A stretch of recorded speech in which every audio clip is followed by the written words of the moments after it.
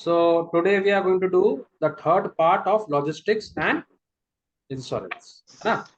और आज हम लोग को करना है वाटर ट्रांसपोर्ट। तो मैं आप लोग के लिए स्क्रीन शेयर करता हूँ, एक सेकंड के लिए, नहीं करता हूँ। चलो वाटर ट्रांसपोर्ट। तो वाटर ट्रांसपोर्ट में हम लोग पढ़ेंगे सबसे पहले इनलैंड वाटरवेज एंड शिपिंग। ठीक है, तो इनलैंड का मतलब क्या होता है? ठीक है, इनलैंड का मतलब होता है जो हमारी कंट्री के अंदर जो हमारे वाटर ट्रांसपोर्ट्स है ना।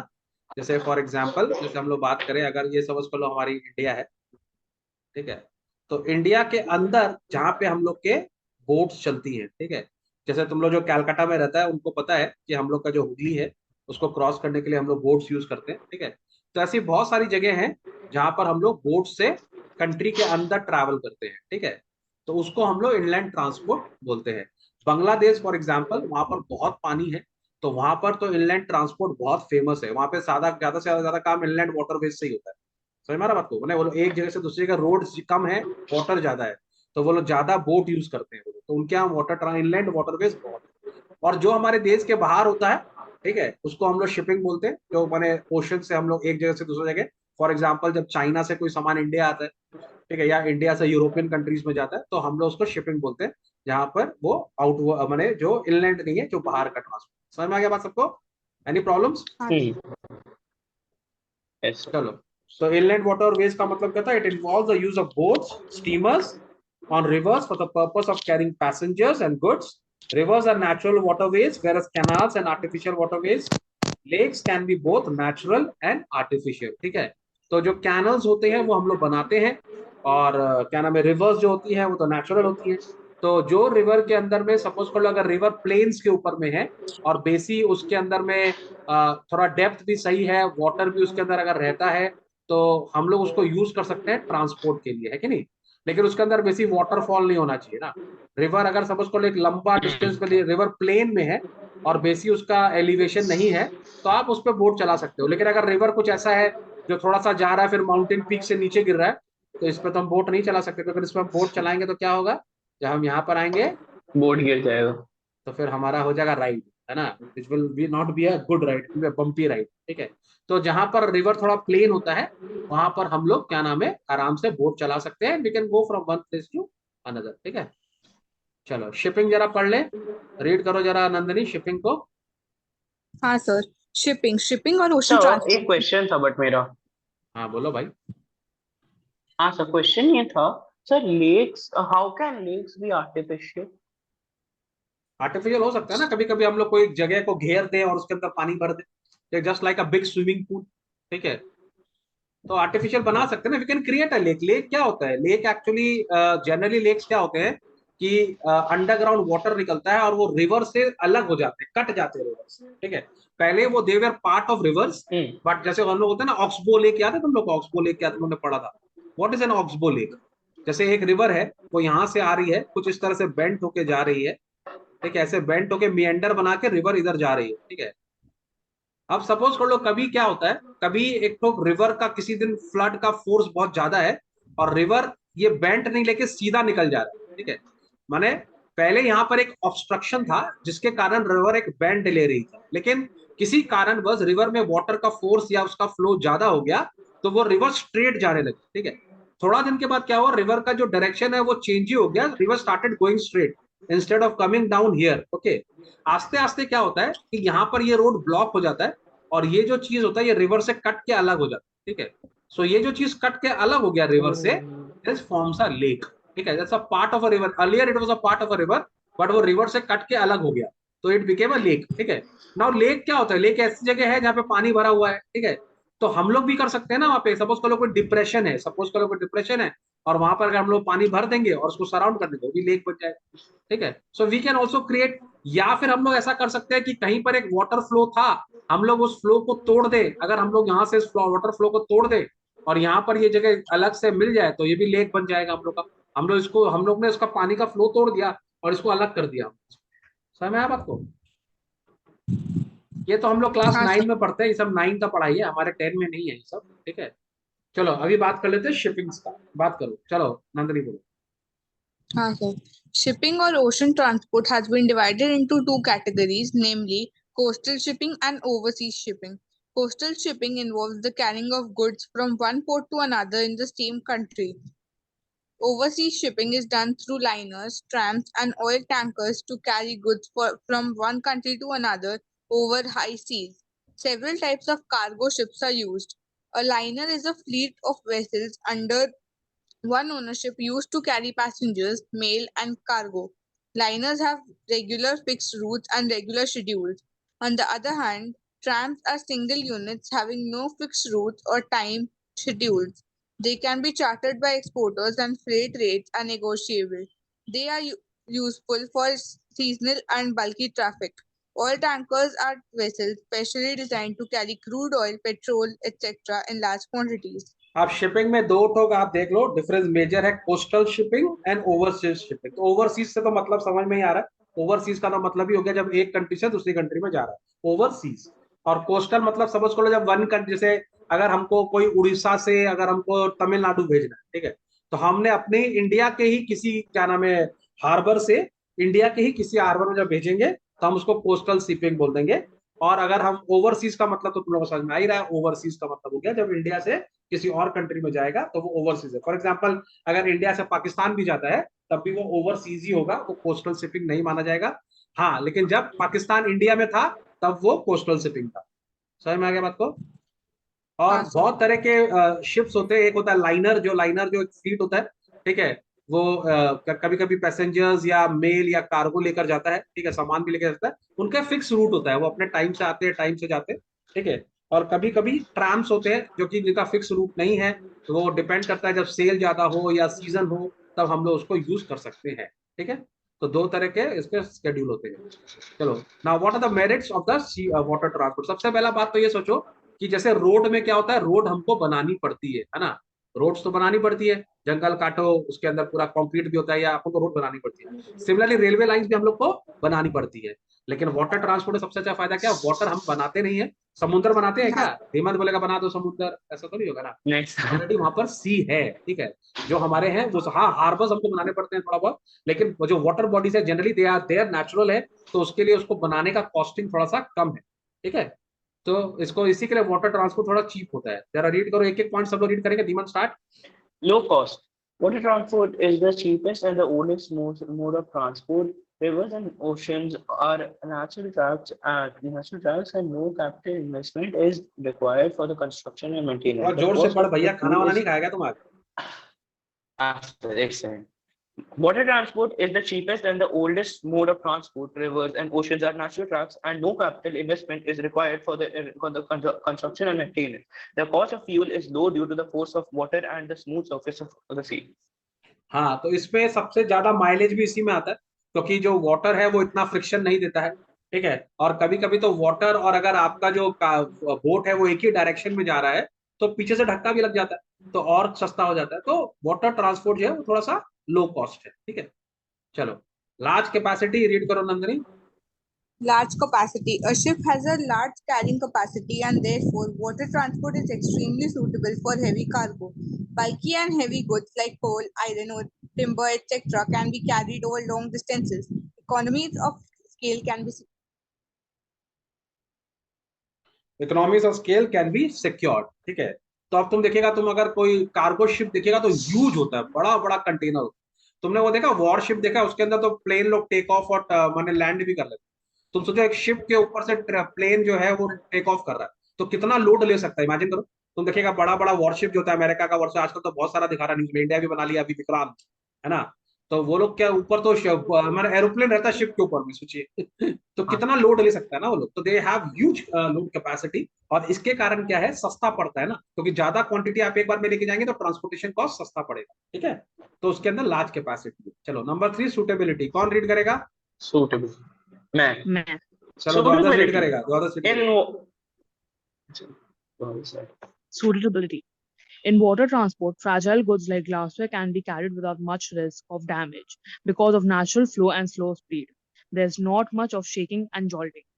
अब बोट में तो आराम से चल रहे हैं भाई साहब, ऐसे ऐसे लहर है, डॉल्फिन की तरह लहर आ रही है ऐसे आराम से, ठीक है। तो कांच का सामान भी आराम से तैर रहा है, कोई ब्रेक तो मार नहीं रहा बीच में, कोई धक्का तो लग नहीं रहा है कि वो उसको जर्किंग होगा तो वो टूट जाए। तो आराम की जर्नी है, तो आप आराम से कोई भी फ्रजाइल गुड्स है उसको भेज सकते हैं, कोई टेंशन नहीं। चलो, और जनरली क्या होता है So, वहां पर जाम भी नहीं लगता है ना, सबसे अच्छी बात तो ये वहां पे मैंने वाटर में जाम भी नहीं लगता है ना धीमंत? so, कोई जाम नहीं है, आराम से, नो रेड सिग्नल, नो हाँ, जीब्रा क्रॉसिंग, तो लेस हाँ, कंजेशन। चलो रीड करो। so, हाँ बोलो। बट मतलब कि मतलब चांसेस तो है ना, मतलब कि वाटर जब मतलब कि वाटर वेव्स कभी ऊपर नीचे हो जाता है, टाइडल वेव्स आते हैं, तो मतलब कि हो सकता है कि शिप ऐसे जर्क करे।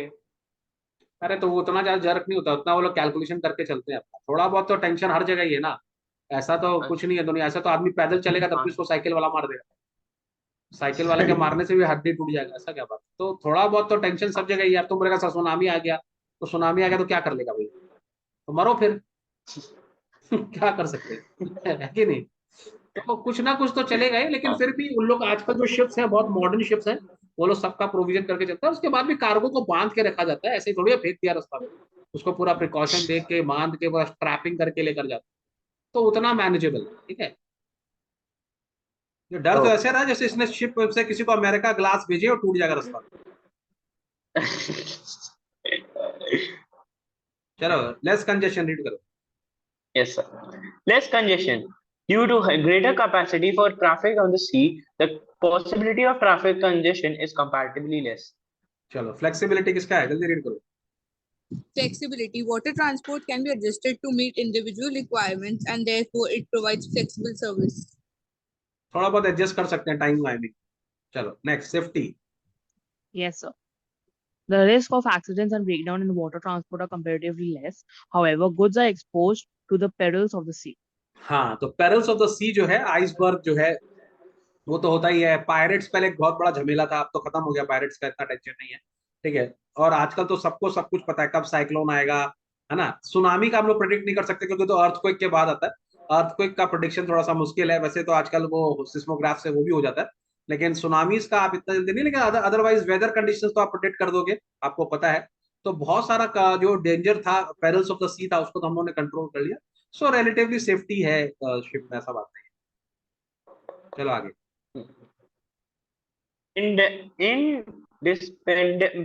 Indispensable for trade. Indispensable, Over. Indispensable का मतलब होता है जिसको आप छोड़ नहीं सकते, जिसके बिना नहीं चलेगा। जैसे मयंक सर ना, back benchers back back academy के Hmm. बिना नहीं चलेगा, बोलो नहीं चलेगा, नहीं चलेगा। Yes, sir. आजकल तो पता नहीं क्या चल रहा है, आजकल Indispensable. पता नहीं इंस्टाग्राम में क्या एक तो चल रहा है, कोई एक तो दिखा रहा है, एक टीचर है, गुडू और गाना चल रहा है, ना ना ना ना ना ना ना ना ना ना ना ना, तो ऐसे हाँ शाहरुख सर, खान हाँ सर, दौड़ते हुए नहीं आता, ऐसे शाहरुख खान ऐसे दौड़ते हुए आता है, उसकी मम्मी खड़ी हाँ। रहती है। That one YouTube teacher. हाँ, दैट वन यूट्यूब टीचर, तो सब लोग मयंक सर को टैग कर रहा है, बैक बेंचर्स एकेडमी बैक, भर्ती पड़ा है, तुम लोग टैग किया है कैसा? नहीं अच्छा सर, सर वो अभी धीमान, वीडियो तेरे आया को था कैसे पता मुझे। दैट वन यूट्यूब टीचर, तेरे को कैसे पता? सर आया था वीडियो, हम टैग नहीं किए। हाँ क्या, वही मैं पूछा, तूने मुझे टैग क्यों नहीं किया बे, जब तेरे को पता था? देखो, भूल गया सर। अपना ही स्टूडेंट लोग धोखेबाज निकला। fake हम तो student. किया था, हम किया था। नंदिनी तुम भी नहीं करी टैग? सर हम देखा ही नहीं वीडियो। वाह, ये बेटर आंसर था, थोड़ा दिल में दुख कम हुआ, लेकिन Dhiman sir fake student. Fake sir, तुमसे ये उम्मीद, तुम दोनों सर आपके बिना कुछ नहीं सर, आप ये आप तो, सर आप ही तो ही है, माता पिता तो ही है। हैं? क्या हुआ, टैगिंग नहीं हुआ? क्या करते हो तुम? सर शायद किए थे, मुझे याद नहीं सर। बहुत दुख हुआ मुझे, जो जो मेरे बच्चे मेरे को सर ऐसा बोल रहे हैं कि sir I love you, sir we love you, और उसका सब टैग नहीं फेक हुआ। बात है। अच्छा एक बात बताओ, मेरा मेरा करीब 95 93,000 सब्सक्राइबर है, जिसमें से 92,000 ने बोला सर वी लव यू, लेकिन टैग तो कभी कभी 6-7 जन ने किया, नहीं 6-7 जन से ज्यादा किया, 15-20 जन ने किया टैग, माने बाकी सब झूठ। बहुत दुख है नंदिनी, दुनिया में सब धोखा। नहीं सर, हो सकता है उन लोग के एल्गोरिदम में नहीं आया होगा, क्या पता। तुम्हारे मुझे, में तो आया था ना। तुम्हारे में तो आया था ना, तुम्हारा क्या है? आ गया। ध्यान से सर देखो इस हम लड़के मतलब को, कि याद नहीं पड़ा। ध्यान से देखो इस लड़के सर आपके बगल में ही है। को। चलो कोई बात नहीं है। कोई बात नहीं। तो इतना जल्दी माफ नहीं करते। कोई बात नहीं। सर सॉरी सर, मेरा गलती नहीं, हम भूल गए सर। अरे तेरी में ऐसी की तैसी। चलो डीमेरिट्स। सर ये तो पढ़ा ही नहीं। कौन सा, ये नहीं पढ़ा क्या? पढ़ो। नहीं सर। हाँ, indispensable for trade. Overseas shipping is essential for foreign trade. Railways and motor vehicles cannot carry goods from one continent to another. Shipping services serves as the unifier of the world by bringing different countries closer. अब तुम देखो, अगर हम किसी से कोई भी जैसे कंट्री से कोई सामान हमको एक्सपोर्ट करना है या इंपोर्ट करना है, तो एरोप्लेन बहुत महंगा पड़ेगा ना। अगर हम सब सामान एरोप्लेन से मंगाएंगे तो वो इतना महंगा हो जाएगा कि यूज ही नहीं कर पाएंगे। तो सस्ता करने के लिए शिप बहुत जरूरी है। ठीक है। तो वो इंडिस्पेंसिबल हो गया आजकल। तुम सोचते, तुम लोग चाइना से जितना भी सामान आता है ना इंडिया में, सब शिप से ही आता है, कोई प्लेन से नहीं आता। माने प्लेन से ओनली 2-3% ही आता होगा। ठीक है। तो it is very very costly. अगर आप एरोप्लेन से सब सामान मंगाओगे तो इंडिस्पेंसिबल हो जाता है कि बिना शिप के आपका ट्रेड हो ही नहीं सकता। समझ में आया बात को? चलो डीमेरिट्स पढ़ लेंगे। सबसे बड़ा डीमेरिट्स क्या है? Slow speed. Slow speed. तो वो तो धीमत का भी है स्लो स्पीड, तो वो भी डीमेरिट ही है ना। ऊपर से कुछ लोग हैं ऐसे जो भूल जाते हैं कुछ कुछ। सर अगली बार आएगा तो पक्का कर देंगे। ठीक है। ठीक है, चलो स्लो स्पीड किसका रीड करो। मेरा slow speed. Water transport is relatively slow. The speed of vessels is limited, and therefore water transport is not suitable for goods requiring quick delivery over short distances. हाँ, तो जल्दी से जल्दी नहीं आ सकता, टाइम लगेगा, सो हैव सम पेशेंस। अगर आपको बहुत जल्दी चाहिए तो फिर एरोप्लेन से भेजिए, थोड़ा महंगा पड़ेगा। चलिए नंबर 2 रीड करो द्वादश। Limited area of operation. Water transport provides services to limited area. Goods have to be brought to the ports and special packing is necessary. Services are available only between the terminal points. हाँ, अब point ऐसा है, जहां पे पानी होगा वहीं पे तो शिप जाएगा, हर जगह तो जा नहीं सकता। ठीक है। तो ये एक बहुत बड़ा लिमिटेशन है कि जहां जहां पॉसिबल है वहीं जा सकता है। It cannot go to every place you want it to go. Understood? So एक पोर्ट से दूसरे पोर्ट ही जा सकता है, फिर आपको वहां पोर्ट तक सामान लेके जाना पड़ेगा, पैकेजिंग कराना पड़ेगा, स्टोर करना पड़ेगा। तो काफी काम है। इसीलिए तुम देखो कि पोर्ट्स को डेवलप किया जाता है उस तरह से, क्योंकि सामान बहुत ज्यादा वहां पे लोडिंग होती है, अनलोडिंग होती है, और बहुत सारा सामान स्टॉक में रह भी जाता है। तो पूरा पोर्ट्स बनाने पड़ते हैं, ह्यूज पोर्ट्स होते हैं जहाँ पे, और उसको बहुत सिस्टमैटिकली करना पड़ता है कि कौन सा कार्गो यहाँ आएगा, कौन सा जाएगा। तो इट्स अपने आप में एक बहुत बड़ा टेक्निकलिटी है वहां पर। लेकिन ये एक तो लिमिटेशन है इसका शिप का। चलो अनरिलायबल, जो कि धीमंत का बात था कि Yes, सर sir. अनरिलायबल है, कैसे उसको रिलाय करें। माने रिलायबल तो Unreliable. जानती है ना Nandini, reliable is a word, rely, you know what does reliable means? what does reliable means? But you can't rely, Nandini, समझ में आ रहा बात? हर जन पे आप रिलाय नहीं कर सकते। Sir, I can. You can understand ना my pain. Yes, sir. Sir हम अभी कर देंगे सर, रुके ना सर, 2 मिनट में कर देंगे। चलो अनरिलायबल, अनरिलायबल रीड कर जल्दी, तेरे ऊपर ही आया हाँ वर्ड, सर। वो पॉइंट भी तेरे ऊपर ही आया है। Unreliable. Water transport is unreliable. Waterways may not be navigable due to several reasons. During winter, rivers and canals may get frozen, and during summer, water may not be sufficiently deep. Water transport has seasonal character. तो जैसे Antarctica से अगर transport होता है वैसा तो Antarctica बंदी है। लेकिन अगर वहां से हम लोग का होता कोई ट्रेड तो विंटर्स में तो हो ही नहीं सकता, क्योंकि वो पूरा एरिया ही तो फ्रीज हो जाता। ठीक Yes. है। तुम देखिएगा जो नॉर्थ अमेरिकन के ऊपर का जो एरिया है, आर्टिक सर्कल का जो एरिया है, वहां पर जो कंट्रीज हैं वहां पर भी ट्रेड पॉसिबल नहीं है। प्लस इंडिया के अंदर की अगर हम लोग बात करें तो बहुत सारी रिवर सीजनल है। साउथ इंडियन जो रिवर, साउथ सदर्न इंडिया की जो रिवर्स है वो बहुत सीजनल है। तो वो भी हर टाइम आप उसमें आप नहीं कर सकते, नेविगेबल नहीं है, क्योंकि समर के टाइम में पानी नहीं होता तो बोट क्या चलेगा। ठीक है। तो वो सीजनल है, बहुत फर्क पड़ता है। तो दे आर जस्ट लाइक धीमन, दे आर आल्सो अनरिलायबल। ठीक है। चलो roundabout. Roundabout. The distance between places increases because the routes followed by water transport may be quite circuitous. हाँ, तो माने कभी कभी पानी जो है ना वो अपने अपने डायरेक्शन खुद लेता है ना। सपोज कर लो एक डेस्टिनेशन यहाँ है और एक डेस्टिनेशन यहाँ है। ठीक है।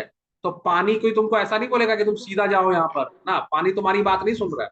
वो अपना मियंडर बना के खुशी खुशी आ रहा है, पहले यहाँ जा रहा है, फिर ऐसे आ रहा है, फिर ऐसे आ रहा है, फिर ऐसे आ रहा है, फिर ऐसे आ रहा है, उसका मर्जी है ना।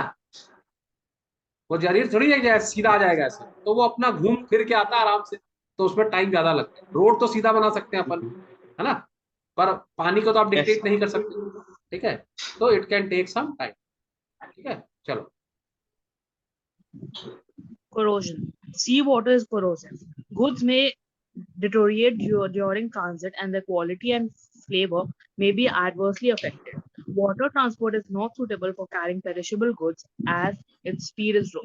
ऑब्वियसली बहुत, तुम अगर सी में जाएगा ना तुम खुद भी नमकीन हो जाएगा, इतना सॉल्टी सॉल्टी फीलिंग आता है ना, सॉल्ट से नफरत हो जाएगा। जो आदमी लोग सी में रहते हैं उनको सॉल्ट से नफरत है, इतना सॉल्ट देख लेते हैं वो, ठीक है।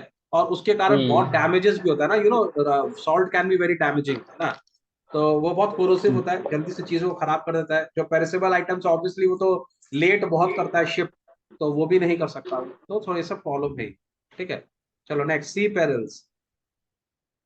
Perils of the sea involve considerable risk of loss during transportation. There is also risk of pilferage of cargo in the absence of proper packing. हाँ, तो पेरिल्स ऑफ द सी के बारे में तो तूने मर्चेंट ऑफ वेनिस में भी पढ़ा था, एक्ट 1 सीन 1 में बोल रहा था वो, है ना, perils of the sea. Yes. There are rat, there are sea rat and there are land rats, है ना। लेकिन चलो अभी तो ये सब इतना प्रॉब्लम नहीं है, लेकिन माने पायरेट्स का प्रॉब्लम नहीं है, पर अभी भी आइसबर्ग्स का प्रॉब्लम तो है ही। और कभी कभी जैसे सुनामी जैसे बता रहा था, वो भी प्रॉब्लम है, ओशंस का भी प्रॉब्लम है, साइक्लोन भी आ सकता है। तो ये सब तो आपको सहन करना ही पड़ेगा, इसमें कोई बहुत बड़ा बात नहीं है, but all these are nowadays controllable, ठीक है। चलो, हम लोग के एयर ट्रांसपोर्ट है क्या रंजनी? है सर, शायद मेरे पास वो खुला हुआ नहीं है, बट है। है, चलो एयर ट्रांसपोर्ट स्टार्ट करेंगे। ये कहाँ पहुंच गया इतना जल्दी? चलो एयर ट्रांसपोर्ट, कौन रीड कर रहा था, स्टार्ट करो। Sir, air transport. Air transport is the most modern means of transport. Originally used to carry passengers, it is now being increasingly used to carry goods and mail, cargo. It is the fastest mode of transport that can carry people and goods from one country to another within a few hours. Obviously advantage तो होगा ही, पढ़ो advantage क्या है, कौन read कर रहा था, किसका रीड है? Dwadas. मेरा है. Dwadas. पढ़ो। Yes, sir. Shortest route. An aeroplane adopts the most direct and shortest route. It can fly over deserts, high seas, forests, and mountains. Its movement is not hindered by geographical barriers. It can also reach places inaccessible by other means of transport. तो ये तो है ही, shortest route है, ठीक है। तो वो तो Hmm. जो जैसे रिवर कैसे उसको गोल गोल नहीं जाना, वो तो डायरेक्ट जा सकता है, क्रू फ्लाइट डिस्टेंस, एक जगह से उड़ा दूसरी जगह पहुंच गया, तो शॉर्टेस्ट रूट है। और फास्ट भी चलता है, ठीक है। और उसको तो कोई जैसे माउंटेन को क्रॉस करने के लिए कोई प्रॉब्लम नहीं है, रिवर को क्रॉस करने के लिए कोई प्रॉब्लम नहीं हो, तो ऊपर से चला जाएगा, है कि नहीं। So it is the shortest route. Yes. चलो हाईएस्ट स्पीड, ये भी पक्की बात है, स्पीड भी सबसे ज्यादा होता है एरोप्लेन पे ही होता है। चलो रीड करो। High speed. The outstanding advantage of air transport is its speed. It is by far the fastest mode of transport. Therefore, air transport is best suitable for perishable and other goods requiring immediate or prompt delivery. It also saves valuable time for busy businessmen and high officials. ठीक है, ये तो कोई इसको explain करना है कि समझ में आ रहा है? समझ आ रहा है Someone? सर। Yes. चलो third point, efficient service. Efficient service. Air transport provides regular and efficient service. It follows fixed time schedules. During emergencies, deviation from normal route can be made. ठीक है ना, एफिशिएंट तो है ही, उसका fix time है, उसी time पे जाएगा, उसी टाइम पर आएगा, है ना। और अगर कोई इमरजेंसी हो जाती है तो वो अपना रूट चेंज भी कर सकता है, तो इट इज, ये भी एडवांटेज है। चलो natural gift. Yes, sir. Air transport does not require large investment for construction of tracks. The sky is a gift of nature, and an aeroplane can fly through the space without any hindrance. ये भी समझ में आ ही रहा है बात को, हम लोग को कुछ नहीं करना, हम लोग को कोई आसमान के ऊपर रास्ता थोड़ा बनाना है, ठीक है, तो उड़ के जाता है, तो कोई प्रॉब्लम नहीं है, ट्रैक्स नहीं चाहिए, सुटेबल।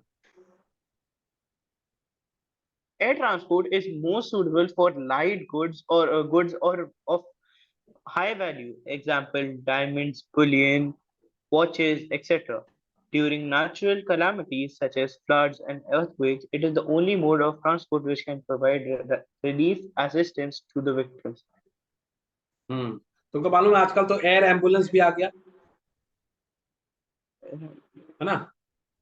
तो एयर एम्बुलेंस क्या करता है, अगर कोई ऐसा जगह है, ठीक है, कोई ऐसा अगर जगह है जहां पर सर, जैसे कर लो कभी कोई माउंट एवरेस्ट के ऊपर गया हुआ, ठीक है, वहां पर एवलांच आ गया, जैसा अभी हुआ ही है हाल में, ठीक है, हाँ, 1-2 दिन पहले ही हुआ। तो बहुत सारे लोग उस एवलांच में फंस गए, स्नो के अंदर ट्रैप हो गए। तो वहां से निकालने का एक ही तरीका है, दैट इज हेलीकॉप्टर ना, आप वहीं से निकाल सकते हो।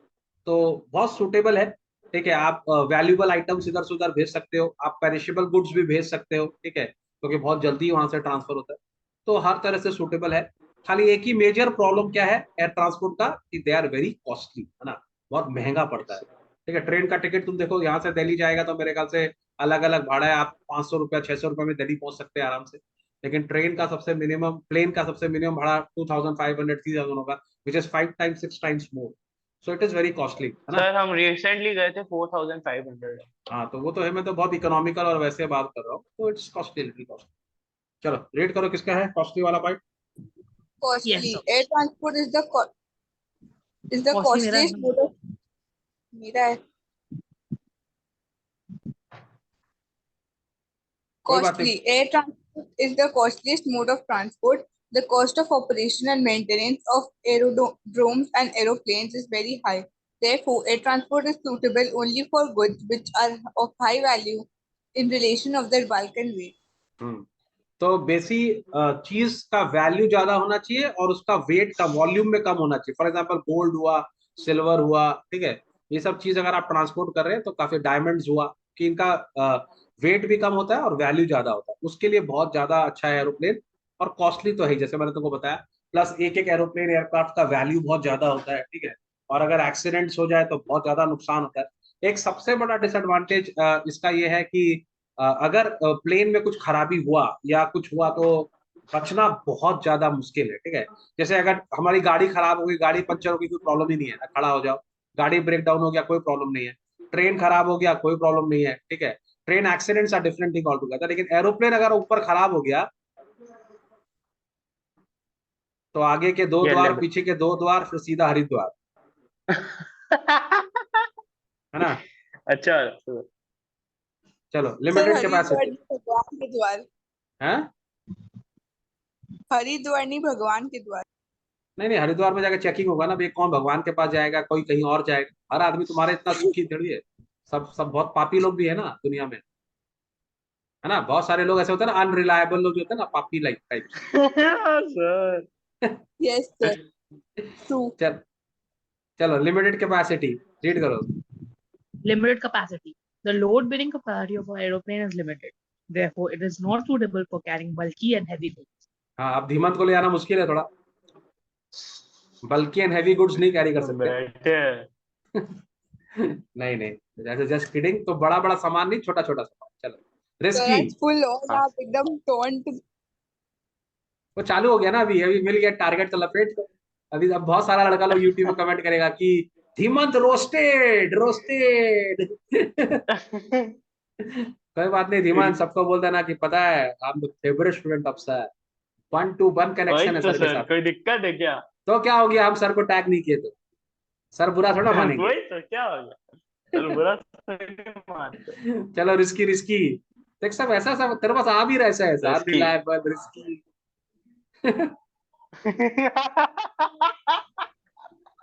रिस्की क्यों आया? अच्छा, risky. Risk of accidents and plane crashes is high in air transport. Even a slight mechanical barrier or bird hit may destroy a plane with all the passengers and cargo on board. चलो climate barriers. Climate barriers. Aeroplanes can fly only in clear weather. During heavy rains, fog, snow, etc., flights are cancelled. Air transport is therefore uncertain and unreliable.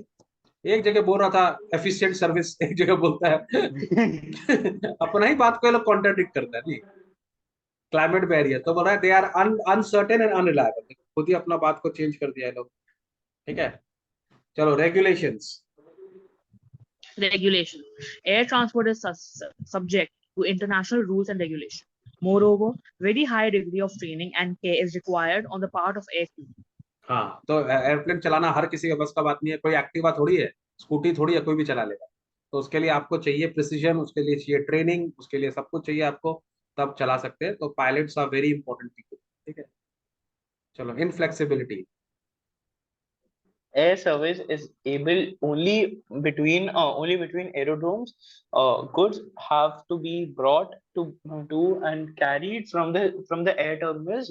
Loading and unloading cannot take place according to the user's convenience, since an aeroplane cannot land on any ground. Extra time and expenditure are involved in loading and unloading of goods at the aerodrome. समझ में आ गया बात को? अब तुम अपनी छत से नहीं उड़ा सकते एरोप्लेन, ठीक है, तुमको जाना ही पड़ेगा, एरोड्रम में जाना पड़ेगा, वहां पे पूरा सिस्टम है, वहीं से वो टेक ऑफ करेगा। तो जिसका मर्जी, ऐसा नहीं है कि भाई ट्रेन का चेन खींचा वहीं उतर गया। चलो, उसके बाद क्या है? Choice of suitable mode of नहीं आ ट्रांसपोर्टेशन। रहा। ये आ रहा है कि नहीं आ रहा है? नहीं आ रहा। नहीं आ रहा, ठीक है, तो इसको टाटा बाय बाय करो, आगे बढ़ो। सर वेयर हाउसिंग आ रहा है। वेयर हाउसिंग का मीनिंग, इम्पोर्टेंस और टाइप्स का meaning. Meaning of warehouse, page number कितना है? 185 से चालू होगा ना? Yes. वेयर हाउसिंग का मतलब क्या होता है? वेयर हाउसिंग का मतलब होता है बेसिकली गोडाउन बोलते हैं इसको हिंदी में, ठीक है, जहाँ पे हम लोग सामान रखते हैं, ठीक है। हाँ. Now warehousing can be of different types. कोई कोई कोल्ड स्टोरेज भी होता है जहाँ ठंडा होता है वो, ठीक है। कोई वेयर हाउसिंग होता है जो कि नॉर्मली होता है। सो अलग अलग क्या माने, जरूरत के हिसाब से अलग अलग टाइप का वेयर हाउसिंग होता है, जिसको हम लोग बेसिकली स्टोर हाउस भी बोलते हैं, ठीक है। तो स्टोरेज करने के लिए जगह जो होती है उसको हम लोग वेयर हाउसिंग बोलते हैं। चलो रीड करो, किसका रीड है? सब लोग एक पैराग्राफ रीड करेंगे। मेरा पढ़ो। Warehousing. Storage is the process of holding and preserving goods from the time they are produced until they are needed for consumption or use.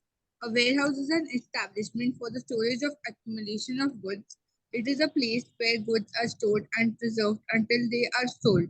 Warehousing may be defined as the assumption of responsibility for a storage of goods. It is an important function of business, and warehouses render very useful services to the business community.